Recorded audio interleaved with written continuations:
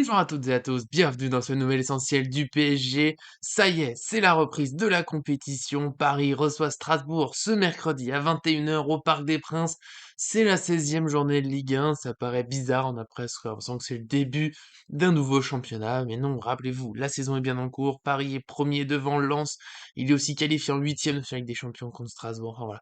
Va falloir se remettre dans tout ça, et notamment avec ce premier match, et donc la tradition qui reprend l'équipe parisienne et nos pronostics, avec bien sûr aussi un petit point sur le groupe pour ceux qui n'ont pas vu la vidéo d'hier, qui sont pas au courant, des joueurs absents ou non. Malheureusement, toujours pas dîner plus à Arthur avec moi aujourd'hui, vous en faites pas, il revient très vite, c'est juste lui de la défaite un petit peu prolongée, il a de la chance. Voilà, beaucoup de temps en famille, donc tant mieux, il en profite, il reviendra. Nous, on va passer au sujet de la vidéo, donc l'équipe parisienne, hein, on va faire une proposition du PSG pour affronter Strasbourg, un petit pronostic, et puis bien sûr, avant de démarrer tout ça, n'oubliez pas le petit j'aime sur la vidéo pour nous soutenir, c'est important. Puis voilà, on se bat avec des problèmes techniques en ce moment, donc du soutien, ça ferait plaisir. Et puis bien sûr, abonnez-vous, rejoignez-nous à Paris Fan, visons déjà les 7000 abonnés, 7000 c'est un joli chiffre. On pourrait faire déjà une belle petite fête avec 7000 abonnés, donc aussi abonnez-vous, pardon, pour nous rejoindre, activez la petite cloche, évidemment, pour pas manquer les sorties de nos vidéos. C'est parti avec tout d'abord le point sur le groupe pour ceux qui n'auraient pas vu ce qui est sorti hier. Un petit rappel, il y aura quelques absents côté PSG, c'est une habitude, on en a 5 exactement, 4 pour raison médicale et notamment Kimpembe, absent encore 4 semaines pour son problème au tendon d'Achille. Il va continuer les soins donc on le reverra pas avant la fin du mois de janvier. Nuno Mendes est lui toujours blessé musculairement, il était sorti pendant la Coupe du Monde et il lui faut encore 2 semaines avant de reprendre l'entraînement collectif. Renato Sanchez, rien de grave a priori, c'est un coup qu'il a pris contre Quevilly, donc voilà une conclusion. Le match arrive trop vite, il est absent mais devrait revenir déjà sur la fin de semaine. Timothée Pembele lui revient d'une très longue blessure et pour l'instant c'est trop tôt, donc il va reprendre l'entraînement collectif prochainement. On verra s'il participe à des matchs du PSG. Cette saison il était prêté la saison dernière, il sera reprêté pour finir la saison, alors que forcément il y a une grande concurrence à Paris.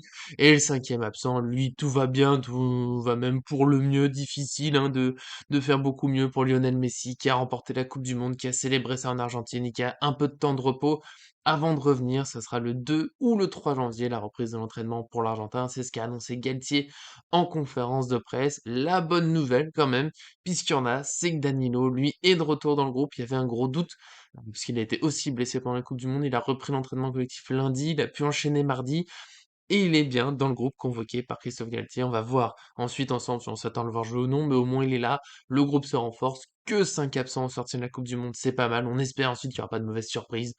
Déjà parce que peut toujours en avoir. Puis bon, on connaît la fatigue mentale, la fatigue physique. Voilà.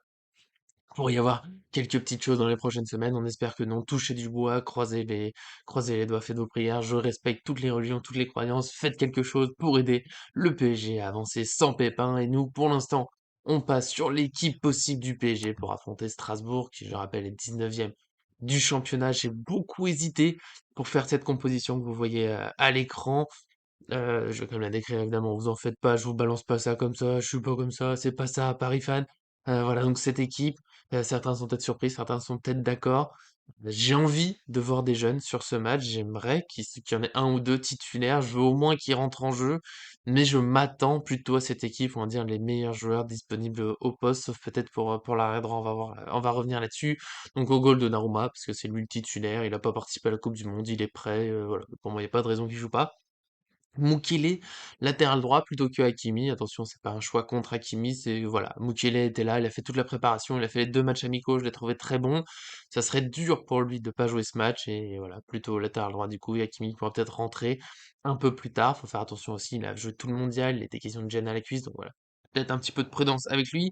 Ramos, même raison que Mukele, il a fait toute la préparation. Donc il est prêt. Marquinhos, eh bien, parce qu'une fois qu'il est dans le groupe, je m'attends à ce qu'il joue, voilà, tout simplement, mais ça pourrait peut-être être Mukele pour que Hakimi joue à droite. Bon, je serais pas super convaincu. Ou Bichabou, voilà, ça me ferait plaisir. C'est un jeune, alors oui, il a que 17 ans, mais il a beaucoup de talent. C'est l'occasion, peut-être, de jouer, mais une fois que Marquinhos est dans le groupe, bah, c'est peut-être tout simplement pour jouer, pour démarrer le match. En tout cas, je vais revenir plus globalement là-dessus sur cette stratégie. Et Bernat à gauche, puisque Nuno Mendes n'est pas là. Au milieu, Verratti et Ruiz, aucun doute, ils ont fait la préparation. Vitinha, lui, n'a pas joué les matchs amicaux, mais il est sorti relativement tôt de la Coupe du Monde avec le Portugal. Et l'autre joueur habituel titulaire, dans cette place, c'était Renato Sanchez. Il est forfait. L'autre possibilité, ça serait Warren Zaïre-Emery, milieu de saison que j'adore, qui je pense, s'il est titulaire, fera tout à fait l'affaire, mais je pense qu'il rentrera en jeu. Je vais encore redétailler tout à la fin, ce sera tous la même raison un peu. Neymar en 10, Ekitike devant, Mbappé, voilà. Très belle équipe, je pense. Si c'est celle-là qui est alignée, il y a tout pour gagner. S'il y a quelques changements, il y aura quand même tout pour gagner. Un très bel effectif.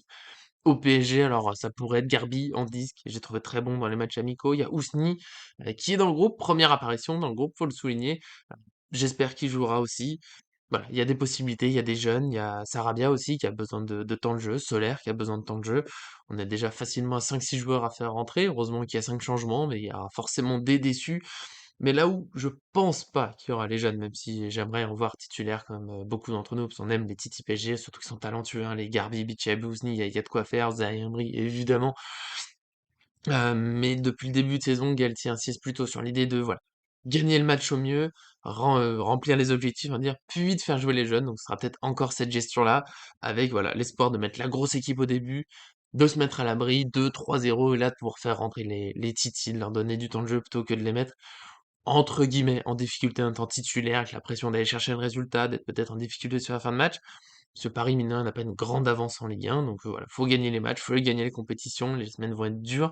Et puis Galtier a parlé en conférence de presse de 2 matchs très importants, donc celui-là contre Strasbourg, dimanche à Lens contre le deuxième, puis d'une coupure à trouver pour les mondialistes, notamment Hakimi, Mbappé, qui sont revenus voilà, très tardivement après toute la compétition. Donc pour moi, dans son esprit, voilà, c'est absolument gagner ces 2 matchs-là, et ensuite ça devrait faire tourner, notamment en Coupe de France contre Châteauroux, club de national. C'est comme ça que je le vois, je le redis, j'espère vraiment que les Tétis vont jouer.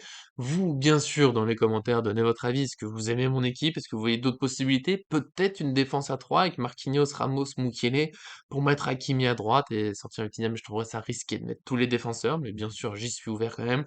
En tout cas, je serais ravi d'en discuter avec vous dans les commentaires, donc je vous encourage à me donner votre avis, que vous soyez d'accord ou non, ça me fait toujours plaisir, et on passe au pronostic. C'est parti pour le pronostic de ce PSG Strasbourg, c'est jamais simple évidemment de donner un score exact, on l'a vu plusieurs fois, le PSG est favori, ça c'est indéniable, hein, on voit l'effectif là, même si on fait tourner un petit peu, c'est quand même une très belle équipe. En face c'est Strasbourg, il faut respecter cette équipe qui est 19e de Ligue 1, mais qui mérite peut-être un peu mieux, on va dire, dans son potentiel, dans ce qu'elle a pu faire par moment, je me méfie, Julien Stéphan a fait de très belles choses pour jusque-là dans sa carrière, qui va réussir à relancer cette équipe, qui a des qualités. Faut pas penser que ça sera soudainement un match facile, une «balade» entre guillemets. Faudra bien jouer, faudra tout de suite rentrer dedans. C'est là la petite incertitude, à quel point est-ce que les joueurs du PSG vont être concentrés tout de suite, vont être en jambes. Il y a ceux qui n'ont pas joué de compétition depuis longtemps, il y a ceux qui ont joué peut-être entre guillemets «trop de compétitions» dernièrement. Donc voilà, faut réussir à se mettre dans tout ça, mais il y a quand même une belle équipe. Ils ont envie de gagner. Il y a des joueurs qui ont envie de voilà, d'effacer la Coupe du Monde. Marquinhos, Neymar, Mbappé, ils veulent vite passer à autre chose.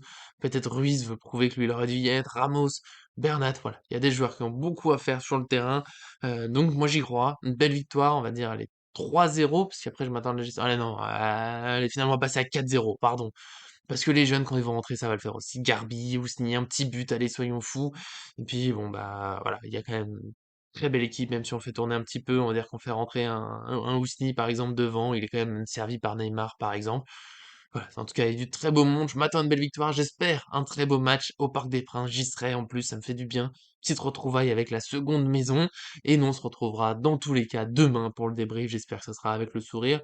Alors que j'ai raison ou pas sur mon pronostic, bien sûr, ça me ferait plaisir. Mais bon, on veut surtout un beau match, une belle victoire. Vous aussi, donnez vos pronostics. Bien sûr, s'il y en a qui ont bon, je n'oublierai pas de les mettre à l'honneur demain, puisque ça fait plaisir. C'est la famille Paris fan.